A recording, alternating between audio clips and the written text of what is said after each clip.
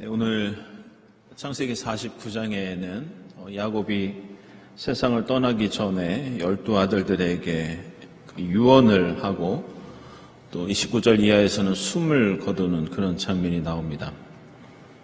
오늘 28절에서 이게 야곱의 아들들에게 한 축복이라고 나오지만 내용 읽으셨던 것처럼 여기에는 축복도 나오고 저주도 나옵니다.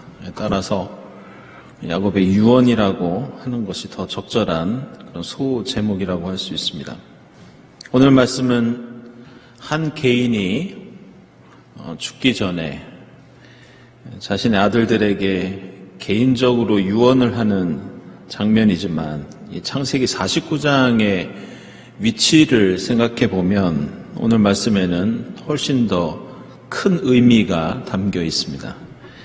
그것은 오늘 야곱의 유언은 이 요셉 이야기의 마지막이면서 창세기의 거의 끝부분에 해당됩니다. 따라서 오늘 말씀은 야곱과 요셉의 삶이 이제 마감이 되고 창세기가 마무리되면서 동시에 이제 앞으로 이집트에서의 삶과 가나안 땅에서 이루어질 이스라엘의 역사를 넌지시 비추고 있는 그런 말씀이라고 할 수 있습니다. 그래서 49장에서 12 아들들에게 이 유언을 하는 것은 이 12 아들들이 나중에 그 이스라엘의 12지파를 이루기 때문에 일종의 앞으로 펼쳐질 이스라엘 역사에 대한 예언이라는 성격을 갖고 있습니다. 그래서 창세기가 끝나면 이집트에서 탈출해서 광야를 거쳐서 가나안 땅에 들어갔을 때 이 12지파가 각자 어떤 위치에서 어떤 역할을 하게 될지 예견하는 그런 말씀이라고 하겠습니다.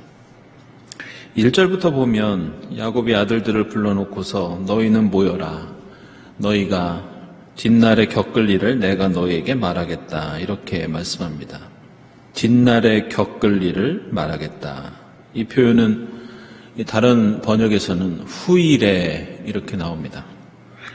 그런데 이 후일에 나중에 이런 표현은 구약성경에서 종종 나오는데요. 보통 예언과 관련되는 말씀에서 이 표현이 나옵니다. 그래서 이 표현만 보더라도 이것은 아들들에게만 유효한 유언이 아니라 앞으로 펼쳐질 미래에 대해서 예언하는 장면이라는 것을 이 표현 한 가지만 보고서도 알 수 있습니다. 이 3절에서 이 맏아들 이제 르우벤부터 언급하기 시작하는데요. 보면 너는 나의 맏아들이요 나의 힘 나의 정력의 첫 열매다. 그 영예가 드높고 힘이 드세다. 이렇게 나옵니다. 그러면서 4절 보시면 그러나 거친 파도와 같으므로 또 내가 아버지의 침상에 올라와서 아버지의 침상을 더럽혔으므로 내가 으뜸은 되지 못할 것이다. 이렇게 이제 저주를 합니다. 지난 시간에 말씀드렸듯이 창세기에 나오는 맏아들들은 참 문제가 많았습니다. 동생 아벨을 죽인 가인이 그랬고 그리고 쫓겨난 이스마엘과 이 야곱의 형 에서도 그랬습니다. 그리고 지금 르우벤도 마찬가지입니다. 왜 그러냐? 이 창세기 35장 22절 이하를 보면 이 라헬이 죽었을 때 이 라헬의 몸종이면서 아버지의 첩이었던 이 빌하를 이 르우벤이 범하는 사건이 일어납니다. 그래서 오늘 유언에서 네가 아버지의 침상을 더럽혔으므로 내가 비록 장자이지만 으뜸이 되지 못할 것이다. 이렇게 말합니다. 여기서 이제 르우벤의 범죄에 대한 표현이 우리 성경에는 아버지의 침상에 올라갔다. 침상을 더럽혔다. 이렇게 2번 나오지만 이 히브리어 성경을 보면 3번이나 반복하면서 강조가 됩니다. 그래서 제가 4절을 개인적으로 번역을 해보면 직역을 해보면 이렇게 됩니다. 불안정한 물처럼 너는 탁월하지 못할 것이다. 왜냐하면 너는 그의 아버지의 침상에 올라갔다. 너는 너의 아버지를 더럽혔다. 나의 침상에 너는 올라갔다. 이렇게 됩니다. 이렇게 올라갔다, 더럽혔다, 올라갔다. 3번이나 반복하면서 르우벤이 저지른 죄악에 대해서 강하게 비판하고 있습니다. 3절에서 주목할 만한 이 언어 유희가 나오는데요. 여기서 이 정력이라는 말이 히브리어 단어로 온이라고 합니다. 온.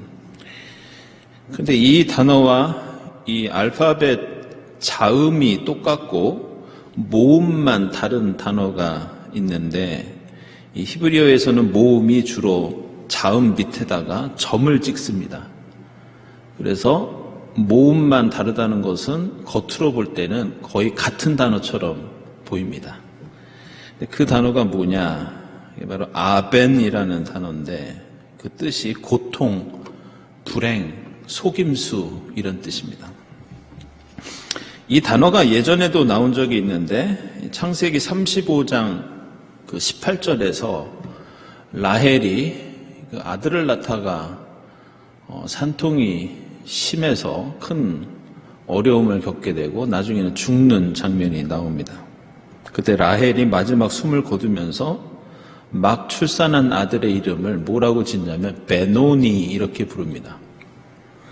이 이름이 바로 이제 벤이라고 하는 것은 아들이란 뜻이고 그 뒤에 들어간 단어가 바로 방금 말씀드린 아벤이라고 하는 단어인데 그 뜻이 너는 고통의 아들이다. 불행의 아들이다. 이렇게 외치고 라헬이 죽습니다. 한마디로 내가 고통당하면서 너를 낳다가 이렇게 죽는구나 이런 뜻이죠. 근데 그때 이 야곱이 라헬이 고통의 아들이라고 베노니라고 부른 그 아들의 이름을 바꿔줍니다. 그게 바로 베냐민입니다.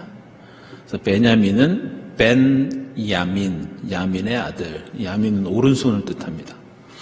권위의 아들, 오른손은 보통 권위를 가리키기 때문에 권위의 아들 혹은 의로움의 아들 이런 뜻입니다. 결국 오늘 르우벤에 대한 야곱의 예언은 이중적으로 이렇게 번역할 수 있습니다. 너는 나의 맏아들이요 나의 힘, 나의 정력의 첫 열매, 나의 고통의 첫 열매다. 이 3절에서 그 영예가 드높고 힘이 드세다라는 표현에도 언어 유희가 역시 나옵니다. 여기서 이 드높다라는 말은 히브리어로 예테르라고 하는데요. 4절에 나오는 으뜸이 되지 못한다, 탁월하지 못할 것이다 라는 말은 야타르라고 합니다. 그러니까 예테르, 야타르. 그래서 르우벤에 대한 3절과 4절을 풀어서 다시 한번 번역하면 이렇습니다.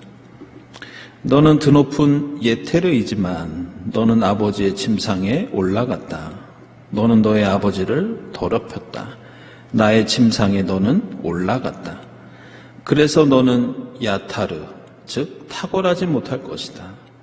너는 나의 정력의 첫 열매지만 고통의 첫 열매가 될 것이다. 이런 뜻입니다. 이런 이 야곱의 예언대로 나중에 르우벤 지파는 그 요단강을 건너지 못하고 요단 동편에서 살고 있다가 그마저도 나중에 이 갓 지파의 병합이 됩니다. 그래서 역사 속에서 사라지게 됩니다. 구약 성경에는 르우벤과 비슷한 사건들이 여러 등장하는데 아시는 것처럼 아버지의 후궁과 동침하고 반란을 일으켰다가 결국에는 왕위에 오르지 못했던 압살롬 사건이 나중에 나오죠. 나중에 그 사건뿐이 아니라 이전 사건도 그 노아의 아들 함 이야기 하실 겁니다. 아버지의 명예를 더럽혔다가 역시 창세기 9장 보면은 심판의 메시지를 듣게 됩니다. 이제 5절 이하에서 시몬과 레위가 나오는데요. 르우벤과 함께 이들도 일종의 그 저주받은 아들들에 속하는 사람들입니다. 시몬과 레위는 왜 저주를 받았느냐? 이 창세기 34장 보면 그 여동생 디나가 폭행을 당했을 때 그 당시에 하몰과 그의 아들 세겜에게 매우 잔인하게 복수를 합니다. 그때 야곱이 그런 행동을 한 이 시몬과 레위를 나무라는데 그 잔인한 보복 때문에 오늘 유언에서 폭력에 대한 대가를 치르게 될 것이라는 그런 말을 지금 듣고 있습니다. 시몬도 루벤처럼 나중에 다른 지파에 의해서 흡수됩니다. 여호수아서 19장을 보면 나중에 시므온 지파는 유다 지파에 이제 병합이 되죠. 그리고 레위 지파도 비록 제사장 지파였지만 결과적으로 땅을 받지 못하고 여러 지파들 속에서 흩어져 살다가 오늘 야곱이 한 유언처럼 나중에 보잘것없는 지파로 전락을 합니다. 여기까지만 살펴보더라도 이 창세기 49장에서 우리는 중요한 특징을 발견할 수 있는데 어떻게 보면 오늘 49장에서 우리가 얻을 수 있는 중요한 의미, 첫 번째 의미라고 할 수 있습니다. 그건 무엇이냐? 지금 야곱의 유언이 이전에 일어났던 사건들을 반영하면서 미래의 일들을 예견하는 과거와 미래를 연결하는 특징을 갖고 있습니다. 다시 말해서 성경 안에서는 과거의 일은 과거의 일로 묻혀지고 끝나는 것이 아니라 지금의 현실에 영향을 끼치고 있고 앞으로의 미래에도 영향을 줄 것이다. 바로 이런 특징을 발견할 수 있습니다. 이 말씀을 드리는 이유는 저는 성경을 해석하면서 많은 분들이 인과응보 사상을 많이 언급을 하시지만 저는 사실 동의하지는 않습니다. 그럼에도 불구하고 인과응보가 모든 일들에게 적용되는 그런 일들은 아니지만 성경을 읽다 보면 또 어떻게 보면 우리의 현실을 바라보면 인과응보와 비슷한 일들이 참 많다는 그런 느낌을 갖게 됩니다. 인간이 잘못을 저지르면 잘못을 저지른 것에 대해서 일일이 하나님께서 심판을 내리시는 것은 아니지만 그럼에도 불구하고 우리가 언젠가 저질렀던 잘못들이 결국은 이 일과 저 일과 연결이 되면서 누가 벌을 따로 내리지 않더라도 좋지 않은 결과로 이어지는 경우가 많다는 것. 이것은 우리가 그동안 이 창세기 말씀을 읽으면서 곳곳에서 함께 느꼈던 그런 특징입니다. 오늘 창세기 49장의 유언은 그 아들들이 이전에 했던 행동과 앞으로의 지파의 운명이 강하게 연결되는 특징을 보여줍니다. 그래서 저는 우리가 어린이들한테 혹은 일상생활 속에서 착하게 살자, 착하게 살아야 한다 이런 얘기를 많이 듣고 하게 되는데 생각보다 성경과 인간 사회와 역사에서 참 중요한 뜻을 가진 말이구나라는 걸 느낄 때가 많이 있습니다. 8절부터 유다에 대한 예언이 나오고 내용을 보시면 대부분 축복입니다. 그리고 다른 아들들에 비해서 유다에게 남긴 유언의 그 말이 양이 많습니다. 8절에는 유다가 앞으로 우월하게 될 것이라는 예언이 나오고 9절에서는 유다가 사자 같다는 표현이 나옵니다. 그리고 10절부터 12절까지는 지도자가 될 것이다 이렇게 말합니다. 이 8절에서 유다야 너의 형제들이 너를 찬양할 것이다 이렇게 나오는데 창세기 29장 보면 이 유다라는 말은 원래 뜻이 찬양하다라는 뜻입니다. 그래서 이것도 역시 언어 유희인데 히브리어를 읽으면 예후다 요두카 이렇게 되는데 직역하면 찬양아 형제들이 너를 찬양할 것이다. 이런 뜻입니다. 이어지는 원수의 멱살을 잡을 것이다라는 표현도 마찬가지입니다. 이 원수가 멱살을 잡다라는 말은 직역하면 내 손이 원수의 목에 있을 것이다 이런 뜻입니다. 근데 여기서 내 손이라고 할 때 히브리어로 야데카라고 하는데, 그래서 8절을 히브리어로 읽으면 재밌습니다. 예후다, 요두카, 야데카, 이렇게 비슷한 단어들이 리드미컬하게 연속으로 나오면서 언어 유희가 사용됩니다. 이렇게 창세기 49장에 언어 유희가 자주 나오는 이유가 있습니다. 오늘 말씀이 바로 산문이 아니라 운문, 바로 시의 형식을 갖고 있기 때문입니다. 여러분들 가지고 계신 성경 한번 보시죠. 2절부터 28절 상반절까지 보시면 모두 그 글씨들이 그 들여쓰기가 되어 있습니다. 그 2절, 3절, 4절 그 아라비아 숫자, 절을 가리키는 숫자와 띄어쓰기를 하고 말씀이 나옵니다. 그래서 이제 다른 부분하고 다르죠. 다른 구절은 그 숫자와 본문이 거의 붙어 있죠. 이렇게 들여쓰는 경우에는 이 시는 다 이렇게 들여씁니다. 새번역 성경에서는. 개역 성경은 따로 구분을 하지는 않습니다. 이런 이유로 이게 시이기 때문에 단어마다 여러 가지 의미를 함축하고 있고 단어가 만들어내는 이미지나 상징, 은유가 풍부한 말씀이 오늘 이 창세기 49장이라고 할 수 있습니다. 저희가 아마 나중에 시편 강해를 할 텐데요. 시편은 어마어마합니다. 보통 시편 한 절 가지고 해석의 경우의 수가 몇십 가지가 되는 경우도 있을 정도로 이 시로 된 본문들은 해석과 번역의 가능성이 대단히 다양합니다. 그만큼 여러 가지 이미지, 상상력을 불러일으킨다고 하겠습니다. 다시 9절에서 유다는 사자로 비유되는데 구약 성경에는 사자가 100번 이상 나올 정도로 흔한 동물입니다.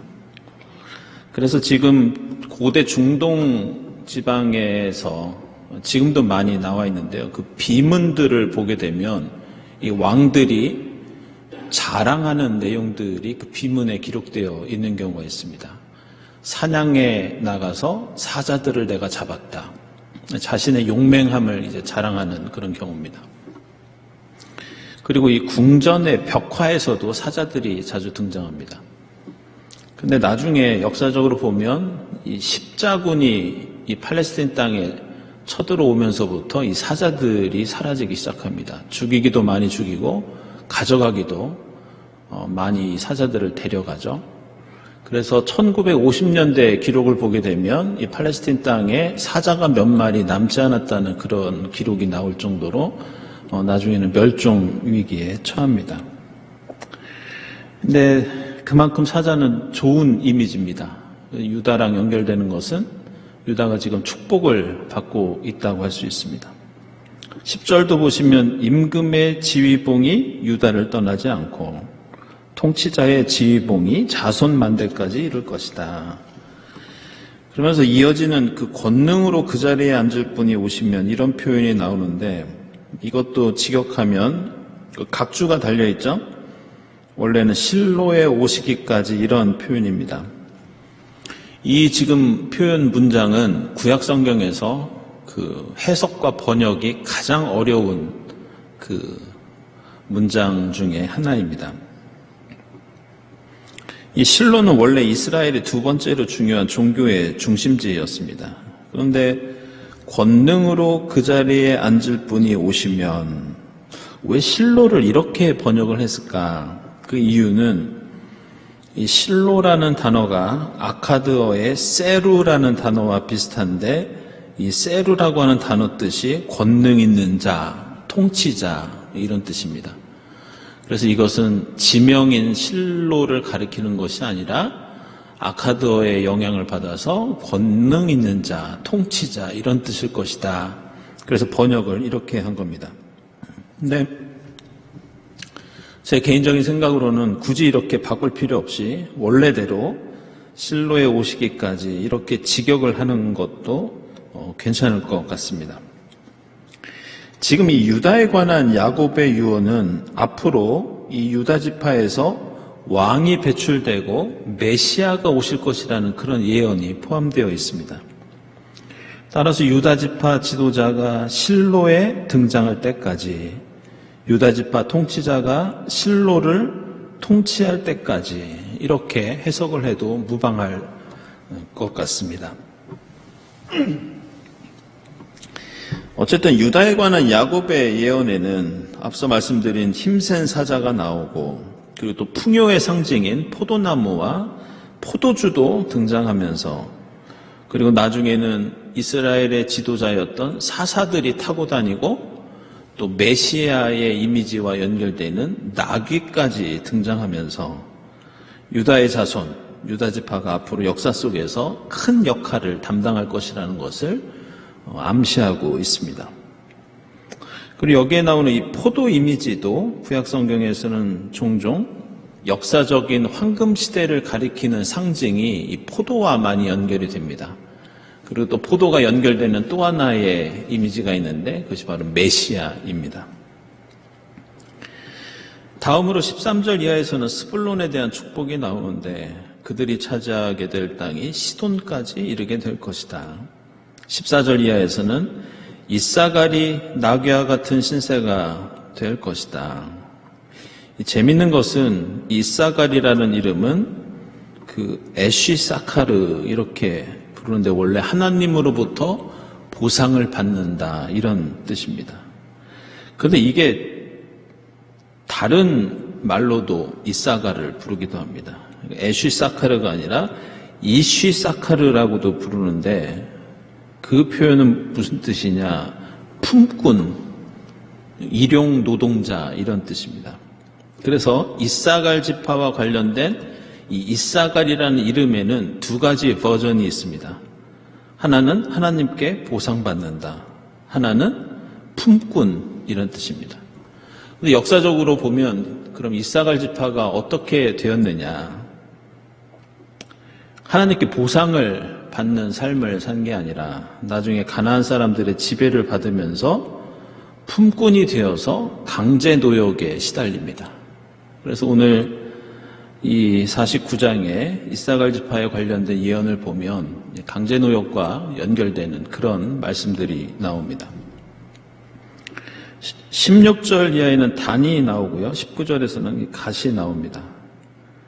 갓은 작은 지파였지만 오늘 유언처럼 빠른 기동성을 가지고 전쟁에서 잘 싸웠던 지파였다고 합니다. 그리고 20절에는 아셀이 나오는데 그 뜻은 복을 받은, 행복한 이런 뜻입니다. 그래서 번영에 대한 예고인데 실제로 이 아셀 지파에는 그 왕에게 진상하는 그런 수라상에 오를 정도로 먹을거리가 풍부했다고 합니다.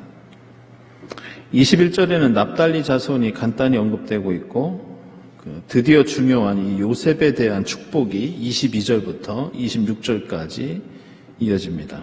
그리고 요셉의 동생 베냐민에 관한 말씀이 이어지면서 오늘 야곱의 유언은 마무리됩니다. 그 22절 보시면은 그 요셉은 들망아지, 샘 곁에 있는 들망아지, 언덕 위에 있는 들나귀 이렇게 나옵니다. 근데 이것도 그 말씀에 붙어 있는 그 기억 표시가 있는 각주를 한번 보시죠.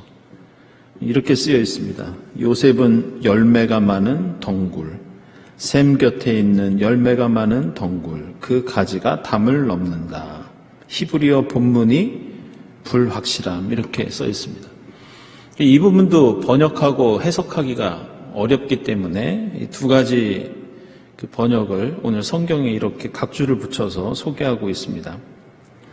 그래서 지금 이 요셉에 대한 축복 예언이 식물인지 동물인지 확실치 않습니다. 들망아지라고 하면 동물이고 샘 곁에 있는 열매가 많은 덩굴이라고 하면 이제 식물이 됩니다. 다만 이 49장 전체를 보시면요. 사실은 식물에 관한 비유가 나오지 않습니다. 거의 대부분 동물이죠. 그리고 23절 이하 내용을 보시면 지금 우리 성경에 있는 이 동물로 번역하는 것이 더 어울린다고 할 수 있습니다. 왜냐하면 23절 보시면 잔인하게 활을 쏘며 달려들어도 사수들이 적개심을 품고 관역으로 삼아도 이런 표현이 나오는데 22절이 열매가 많은 덩굴이면 덩굴에다가 화살을 쏘는 것처럼 그렇게 해석이 됩니다. 따라서 이 덩굴이나 가지보다는 돌망아지가 더 어울린다고 하겠습니다. 그래서 지금 본문에 있는 번역이 더 맞다고 저는 그렇게 생각을 합니다. 이 구약 성경과 고대 중동에는 이 활이라고 하는 이미지가 여러 가지 의미를 가지고 있었습니다. 이 군사적인 힘을 먼저 가리킵니다. 그래서 활을 부러뜨리는 것은 군사적으로 무능하게 만든다는 그런 의미입니다. 그리고 활은 활력을 가리키기도 하고 특별히 이것은 성적인 의미를 내포하기도 합니다. 그래서 아카드어 문헌에 나오는 이 아시리아 제국의 조약이 있는데 거기에 참 재밌는 표현이 나옵니다. 이 화살을 빼앗긴다는 표현이 나오는데 그게 아이를 갖지 못하는 불임을 가리킵니다. 그래서 고대 중동에서는 화살이 그런 의미로 사용되었습니다. 어쨌든 요셉에 대한 유언은 적들을 물리치고 활력이 있고 자손이 번창한다는 그런 뜻이고 25절에 나오는 것처럼 복을 넘치게 받을 것이라는 그런 이미지와 상징이 등장합니다. 그런데 요셉에게서 우리가 발견하는 이 아버지 야곱이 요셉에게 해 주었던 유언을 우리가 자세히 살펴보면 한 가지 특징이 발견되는데요. 그것은 다른 아들들과는 달리 여기는 하나님의 이름이 자주 등장합니다. 24절 보시면 전능하신 분, 목자, 이스라엘의 반석, 이스라엘의 반석이 함께 계신다. 25절에서는 너희 조상의 하나님, 그리고 그것에 이어서 전능하신 분 이렇게 언급됩니다.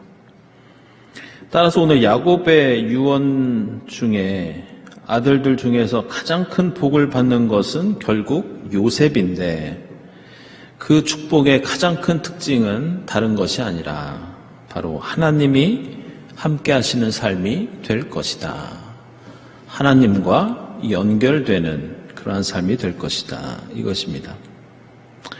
오늘 49장 유언에서 특별히 다른 아들들에 비해서 큰 축복을 받는 두 아들들이 있습니다. 그들은 바로 유다와 요셉입니다. 오늘 49장에 나오는 25절의 유언 가운데에서 10개의 절이 바로 유다와 요셉에 관한 내용입니다. 이것은 앞으로 이스라엘 역사에서 12지파들 가운데 유다와 요셉이 중심이 되고 중요하게 될 것이라는 것을 암시하고 있습니다. 그리고 실제로 역사를 보면 유다는 나중에 그 자손들이 다윗 왕조를 이룹니다. 그리고 요셉은 에브라임 므낫세 지파가 북이스라엘의 중심 지파가 됩니다. 그런데 아들들에 대한 유언들 속에는 지금까지 읽으셨던 것처럼 축복도 있고 저주도 있는데 앞으로 가장 중요한 지파가 되는 유다와 요셉이 받은 축복의 특징이 무엇이냐? 그것은 물질적인 것이나 어떤 권력이 아니라 바로 하나님입니다. 그래서 저는 이것이 오늘 49장에서 우리가 얻을 수 있는 두 번째 중요한 의미라고 생각합니다. 유다에 대한 축복에서 중요한 것은 그 유언 속에 메시아에 대한 예언이 있었다는 것. 요셉에 대한 축복은 다른 아들들과는 달리 하나님에 대한 언급이 계속해서 반복되고 강조된다는 것. 따라서 오늘 야곱의 유언은 우리에게 이렇게 말씀합니다. 하나님과 함께하는 것, 하나님과 연결되는 삶과 역사가 축복이다. 다른 것이 복이 아니라 이것이 축복이다. 그리고 그것은 실제로 이스라엘 역사 속에서 현실이 됩니다. 마지막으로 오늘 창세기 49장에서 우리가 생각해야 할 중요한 점 한 가지만 더 언급하고 말씀을 마칠까 합니다.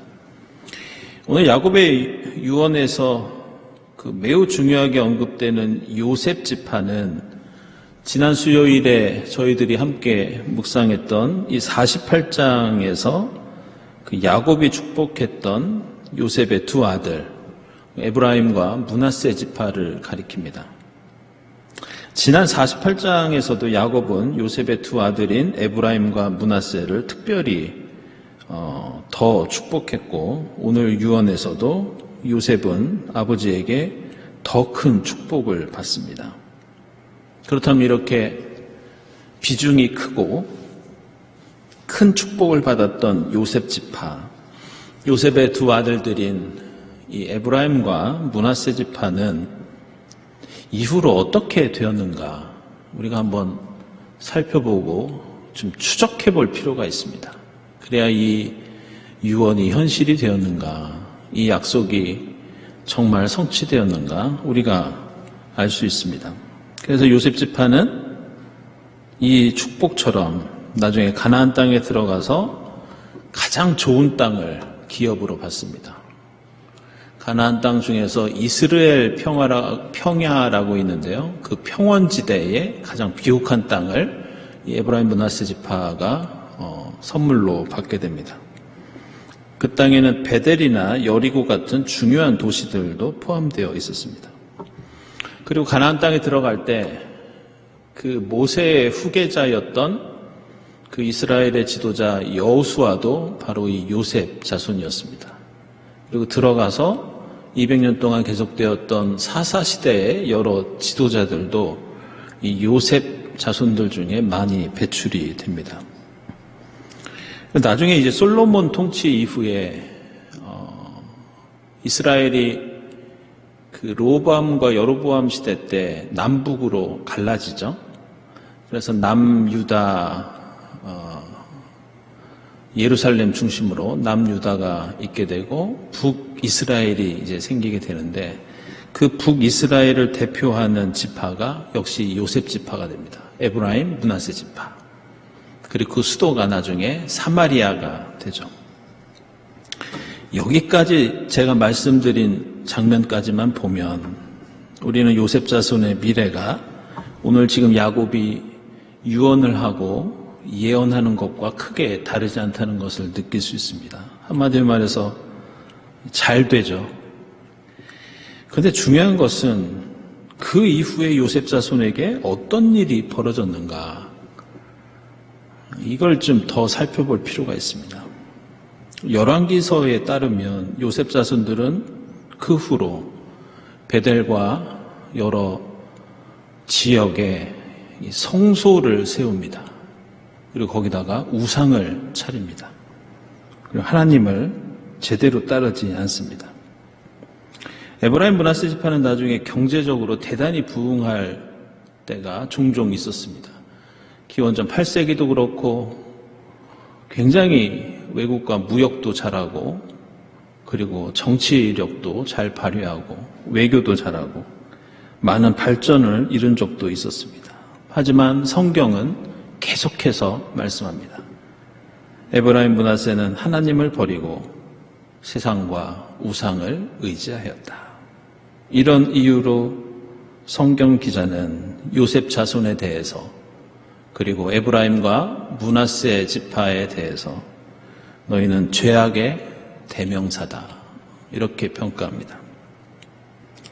그리고 결국 나중에는 북이스라엘은 아시리아 제국에 의해서 그 수도인 사마리아가 정복당하고 이 요셉 자손들은 포로로 끌려가고 나중에는 이방 족속과 결혼을 하면서 나중에 예수 시대 때는 이 사마리아 사람이라고 하면 유대인들에게 많은 멸시를 당하는 그런 처지가 됩니다. 우리는 오늘 2023년 이 새해를 맞이하면서 첫 번째 수요 예배를 드리고 있습니다. 우리는 새해가 되면 덕담을 나누면서 흔히 그런 인사 많이 합니다. 새해 복 많이 받으세요. 오늘 창세기 49장의 이 야곱의 유언을 보면서 그리고 요셉을 향해 베풀었던 그 축복의 내용을 우리가 되새기면서 우리는 다시 한번 묻게 됩니다. 우리 그리스도인에게 복은 무엇인가? 야곱이 한 번 유언을 남기고 한 번 축복을 하면 그 사람들은 아무것도 하지 않아도 계속해서 복을 받는 운명에 처하는 것인가? 성경은 요셉 자손, 즉 에브라임 므낫세 지파의 사례를 통해서 우리에게 분명히 말씀합니다. 그리스도인이 누리는 복은 하나님을 온전히 따를 때에만, 하나님 안에 거할 때에만 유효한 것이다. 그냥 아무것도 하지 않고 제대로 살지 않아도 지속되는 영원한 복은 없다. 내가 지금 얼마나 하나님을 사랑하고 있는지, 얼마나 하나님의 뜻을 따르고 있는지, 그것이 바로, 그것 자체가 바로 하나님이 주시는 복이다. 이렇게 말씀합니다. 2023년 새해를 우리가 맞이하면서 하나님이 허락하신 그 복을 믿음 안에서 하나님의 뜻을 따르는 삶 속에서 현실로, 역사로 만들어가는 여러분이 될 수 있기를 바랍니다. 그리스도인에게는 정해진 운명이나 팔자 같은 것은 없습니다. 예수가 바로 우리의 운명이고 예수가 우리의 팔자고 우리의 복입니다. 이 새해 오로지 예수만을 바라보고 따르면서 주님 안에서 풍성한 복을 누리는 여러분이 될 수 있기를 바랍니다. 말씀을 묵상하면서 함께 기도드리겠습니다.